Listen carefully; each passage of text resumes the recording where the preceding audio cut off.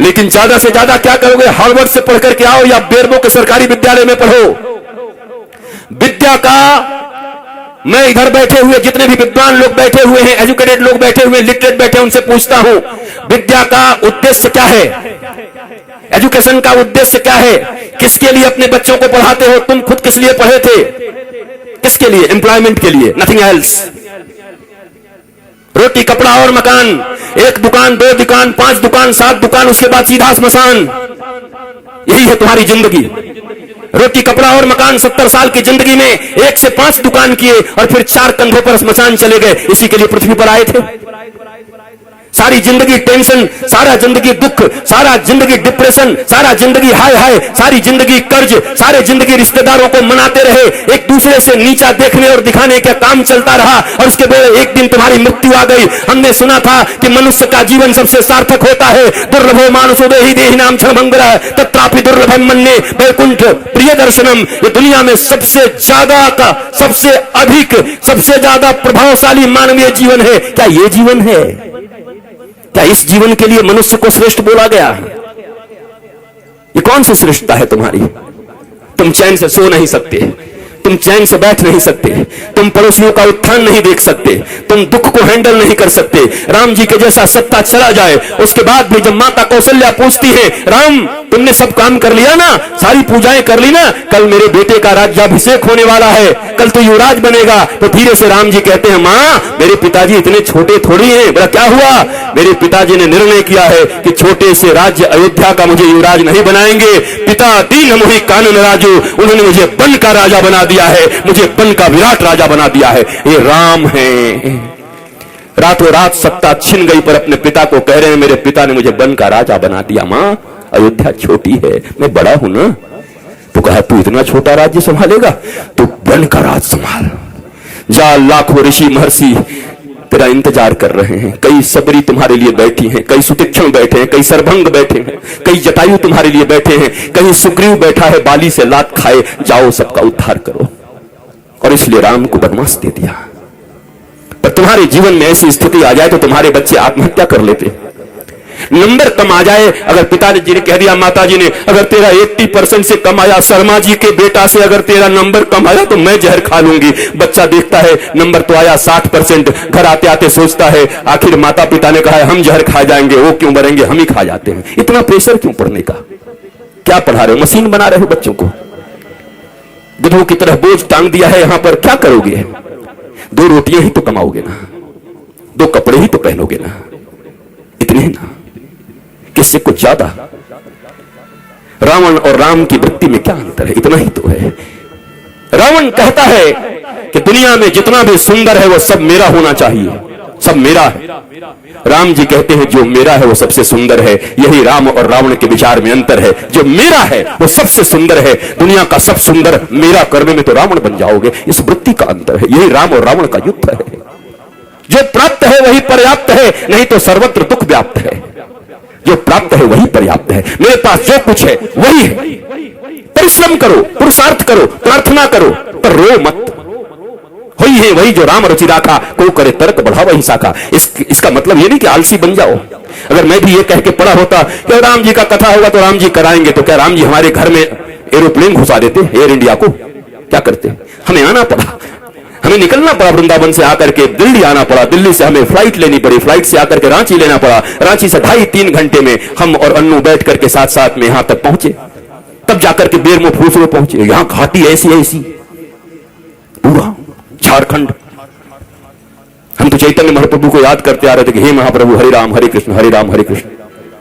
पूरा पूरा हरियाली चारों तरफ थी, अच्छा था। आए, यहां भी आनंद आया, आपको देख करके आनंद आया। याद रखो, कहते तो सभी हैं पर विश्वास रखो।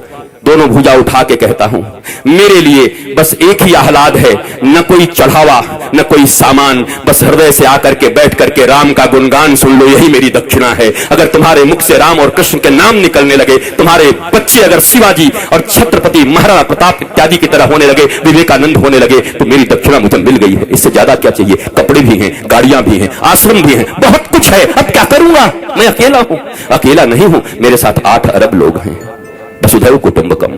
140 करोड़ भारतीयों के साथ साथ 8 अरब लोग। चूंकि सनातन संस्कृति ही एक ऐसी संस्कृति और धर्म है जो पूरी दुनिया को अपना परिवार मानती है। कोई कहता है मैं बड़ा, कोई कहता है मैं बड़ा, कोई कहता है मैं बड़ा, पर एक हमारा धर्म है जो कुछ नहीं कहता। वो कहता है धर्म की जय हो, अधर्म का नाश हो, प्राणियों में सद्भावना हो और विश्व का कल्याण हो। ये हम कहते हैं सनातन ही धर्म है। बाकी मत हो सकते हैं, जितने भी लोग हैं 8 अरब लोग हैं, 8 अरब मत हो सकता है, पर धर्म एक था, एक है और एक सदा रहेगा। और उस धर्म का नाम है सनातन धर्म। एकमात्र धर्म इस पृथ्वी पर है जो पूरी दुनिया को अपना परिवार मानता है, अपने परिवार की तरह रखता है और पूजता है। तुम्हें गौरव होना चाहिए। मुझे याद है आज के 10-12 साल पहले जब योगी आदित्यनाथ जी महंत जी सांसद थे, हमारा मिलन हुआ गोरखपुर में, गोरखनाथ पीठ में। एक भागवत की कथा थी, वहां मैं भी था, आप भी थे, एक साथ बैठे हुए थे। हमारी चर्चा होने लगी। उन्होंने कहा क्या क्या लोग हमें सांप्रदायिक कहने लगते हैं। हम कहे महाराज जी हमें ग्रंथ खोलना चाहिए। ग्रंथ खोल करके संप्रदाय का परिभाषा क्या है, संप्रदाय किसको कहते हैं।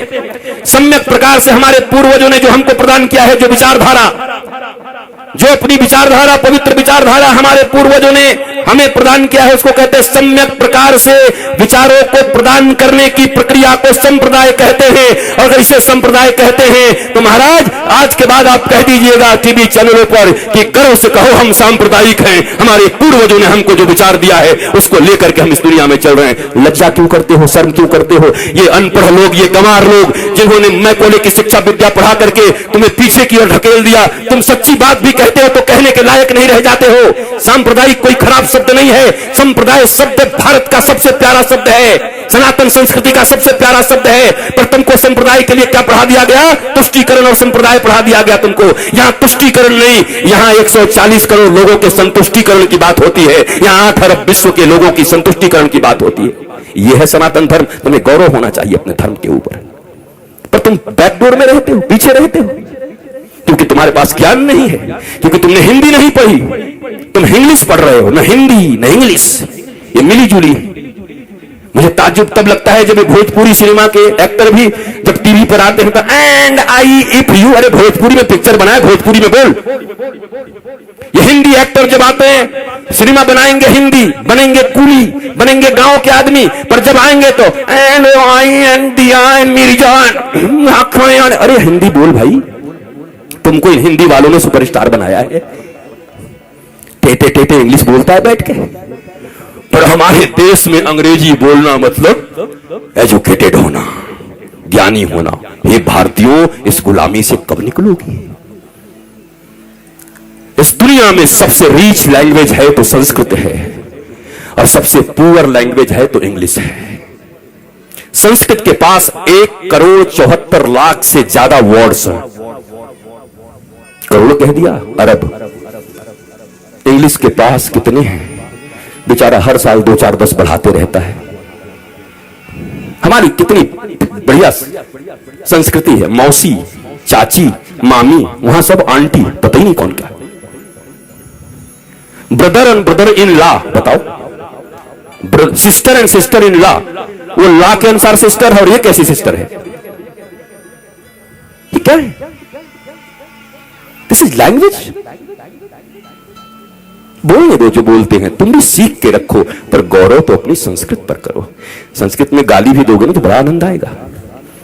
किसी को कह दो ना, हाँ आप तो ग्राम सिंह हैं, खुश हुआ। ग्राम सिंह, ग्राम सिंह का अर्थ कुत्ता होता है, कुकुर। किसी को कह दो आई आई आप तो ग्राम सिंह है, वो भी कहेगा। बाद में कोई कहे हमको ग्राम सिंह कहा, महाराज संस्कृत में कुकुर होता है। आए कुकुर बोल गया। हमारी गाली भी इतनी प्यारी है हमारी भाषा में, पर हमें मालूम ही नहीं, हम जानते ही नहीं। बदलो अपने संस्कारों को, नहीं तो ये कथाएं तुम्हें और बेहोश कर देंगी कुछ दिन के बाद। और इस बेहोशी में सोमनाथ के मंदिर इतनी बार टूटे। तुम्हें याद है सोमनाथ का मंदिर जब टूट रहा था तो हजारों हजार लोग मारे गए थे। सब विद्वान थे, वेदज्ञ थे, श्रुतज्ञ थे, बड़े बड़े विप्र थे, बहुत मंत्र पढ़ते थे। मंदिर भी टूट गई, वो भी मार दिए गए। कैसे हो गया ये। शास्त्र पढ़ना अलग है और शास्त्र समझना अलग है, रटना अलग है। ये रट्टू तोता बनकर के कथा कहना अलग है, और उपनिषद और अपने गुरु के प्रतिबोध से बैठ करके सिंह की तरह गरजते हुए भारतवासियों और विश्व को समृद्ध और संस्कारवान बनाना भारतीय धर्म गुरुओं का परम लक्ष्य होना चाहिए। भारतीय धर्म गुरु ऐसे होते हैं। हम रट्टू तोता लोग नहीं हैं। हमें कोई सिखा दिया और तोते की तरह हम आकर प्रवचन करने लगे, भाषण करने लगे। वैसे ऐसे लोग हैं। 7 दिनों में लोग कहते हैं, क्या कहूं, इस श्लोक का वर्णन तो अगर मैं करने लगूं तो 7 दिन तक करना पड़ेगा। हमने एक जगह पंडाल में कह दिया, पंडाल का खर्चा हम देंगे, तू करके दिखा। भाग गया, क्योंकि कर ही नहीं सकते 7 दिन तक। पर ये रट लिया है, सिखाया जाता है कैसे बोलिएगा कि अभी समयाभाव के कारण इस श्लोक की चर्चा तो मैं 15 दिन तक कर सकता हूं, लेकिन आइए समयाभाव के कारण आगे बढ़ते हैं। मैंने कहा पंडाल का खर्चा, माइक का खर्चा और आपका भी खर्चा मैं दे रहा हूं, आपको इसी श्लोक पर बोलना है। मैंने सुना, दूसरे दिन सुबह निकल गए कि कहां से इसका विवेचना करूं, कैसे करूं। ये कोई व्यवसाय नहीं है, कोई व्यापार नहीं है। प्यार को व्यापार मत बनाओ। धर्म प्यार है, धर्म प्रीति है। धर्म से डरते नहीं हैं, धर्म प्रेम वर्धित करता है। भक्ति और विभक्ति 2 चीजें होती हैं। भक्त बनने आए हो, विभक्त का अर्थ होता है अलग होना भगवान से, और भक्त का अर्थ होता है जुड़ जाना। इस बाजारवाद की दुनिया में हर जगह बस सामान की तरह हम बिक रहे हैं। रोज तुम्हें लुभाया जा रहा है, पूरा बाजार चुंबक हो गया है, तुम सड़े हुए लोहे हो गए हो। सब कुछ उसी में छीना जा रहा है। कमाल हो गया। बरसों से हमारी रक्षाबंधन की कितनी सुंदर परंपरा चली आ रही है, और उस परंपरा में आज क्या होता है, फलाना डायमंड दो, इस रक्षाबंधन पर अपनी बहन को उपहार दो। बताओ वो भाई क्या करेगा जो खेतों में काम करता है। पीढ़ियों का उनका प्यार भाई बहन के बीच, पर ये प्रचार भाई बहन के प्रेम, पति पत्नी का। मैंने देखा, ये कुकर लाओ और बीबी से प्यार बढ़ाओ। हम कि वाह, ये कुकर नहीं होगा तो बीबी से प्रेम नहीं होगा, पत्नी से प्रेम नहीं होगा, कुकर से प्रेम होगा। कुकर और पत्नी का क्या संबंध है? डायमंड और भाई बहन का क्या संबंध है? हर चीज को पैसे से जोड़ दिया। बात बनाना भैया सबसे बड़ा रुपया। कहीं रिश्ते नहीं रह गए, गांव नहीं रह गए। और इस कोरोना में उन शहरों में जो कबूतर की तरह लेकर के फ्लैट रहते थे, टुकुड़कू, उनको पहली बार पता चला कि गांव और गांव की गलियों और गांव के वृक्षों का क्या महत्व है। तरस गए वो ऑक्सीजन के लिए, पर गांव में लोग ऐसे सीना करके घूमते रहे। भारत गांवों का देश था। यहां ऑक्सीजन फ्री, यहां जल फ्री, और सबके सब पहले हम ऐसे भारतवासी लोग हैं, पहले इतना यूरिया डाल दिया, खेती करने लगे। पंजाब में खेती होने लगी, पंजाब में इतना अन्न उपज, हरित क्रांति आ गई। ऐसी हरित क्रांति आ गई कि पंजाब से ट्रेन चलने लगी, कैंसर स्पेशल ट्रेन। क्या करोगे ऐसी हरित क्रांति का, जब अपने ही बच्चों को कैंसर का पेशेंट बनाते रहे। इतनी भूख और इतनी लालच किस बात की है? तो ये भारतवासियों को हो क्या गया है? जो भारत विश्व गुरु था, जिस भारत की माताएं प्रहलाद, अलर्क जैसे पुत्रों को जन्म देती थी, ये हो क्या गया है? ये कहां से बुद्धि बिगड़ गई हमारी? ये कहां से आपके बच्चों में आप कंपटीशन भर रहे हैं, सिर्फ प्रतियोगिता भर रहे हैं। इतना छोटा बच्चा होता है, उसको प्रतियोगिता से तुम्हें इतना नंबर लाना पड़ेगा, उससे ज्यादा नंबर लाना पड़ेगा। क्या बना रहे हो उसको? कोई कहता है डॉक्टर बनो, कोई कहता है इंजीनियर बनो, कोई कहता है ये बनो, कोई कहता है व्यवसायी बनो। कोई नहीं कहता बेटा तो कुछ बन न बन, पर श्रवण कुमार की तरह ऐसा बनना कि बूढ़े माता पिता को अगर तीर्थ करने का मन हो तो कंधे पर बिठा के ले चलना। इंसान बन जा, आदमी बन जा, सच्चा बेटा बन जा। वो कोई नहीं बना रहा। उसके बाद रो रहे हैं, उसके बाद निंदा कर रहे हैं, गांव में घूम घूम के हमारा बेटा हमारी बात नहीं सुनता, बहू बात नहीं सुनती, बेटी बात नहीं सुनती। आपने शिक्षा क्या दिया था? और आपकी भी गलती नहीं है मेरे माता पिता, और मैं औलादों को भी कहूंगा, ये जो बेटे और बेटी हैं, इतना कम से कम मानो, जिन्होंने तुम्हें इस पृथ्वी पर लाया है, जिन्होंने गर्भ में रखा है, उससे अपना तुम्हारा इस दुनिया में कोई नहीं हो सकता। फिर दोनों भुजा उठा के कहता हूं, इस दुनिया में अगर तुम्हारा कोई सबसे सच्चा मित्र हो सकता है तो माता पिता और गुरु, इसके सिवा तुम्हारा कोई मित्र नहीं हो सकता। बाकी सब पता नहीं कहां तुम्हें धकेल देंगे। पहली गुरु मां पिता, इन दोनों के तुम न हुए तो दुनिया वाले तुम्हारे अपने होंगे। किसको मित्र मान रहे हो? दुनिया में कैसे फ्रेंडशिप है? मेरी वो फास्ट फ्रेंड है, किस लिए? मैं सही करूं या गलत करूं सदा मेरे साथ खड़ा रहता है। अरे तो तुम्हारा वो दुश्मन है। ये तो दुर्योधन और कर्ण की दोस्ती हो गई। कर्ण को दुर्योधन ने अंग देश का राजा बना दिया, इसलिए कर्ण श्री कृष्ण और धर्म के खिलाफ खड़ा हो गया, और खिलाफ खड़ा हो गया तो 12 के भाव में मारा गया, जबकि कर्म से बड़ा कोई दानवीर नहीं था। कर्ण से बड़ा कोई वीर नहीं था, सूरवीर नहीं था, ऐसा कोई बढ़िया धनुर्धर नहीं था, पर धर्म और भगवान के खिलाफ खड़े हो गए तो तुम्हारी कोई धनुर्धारिता काम नहीं करेगी।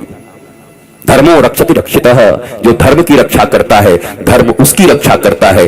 परंतु हमारे मित्र ने हमको पैसा दे दिया तो हम भगवान के खिलाफ भी खड़े हो जाएंगे, यही तो कर्ण ने किया। गांधारी को कहते हैं वो पतिव्रता थी। कैसी पतिव्रता थी वो? पति अंधा था।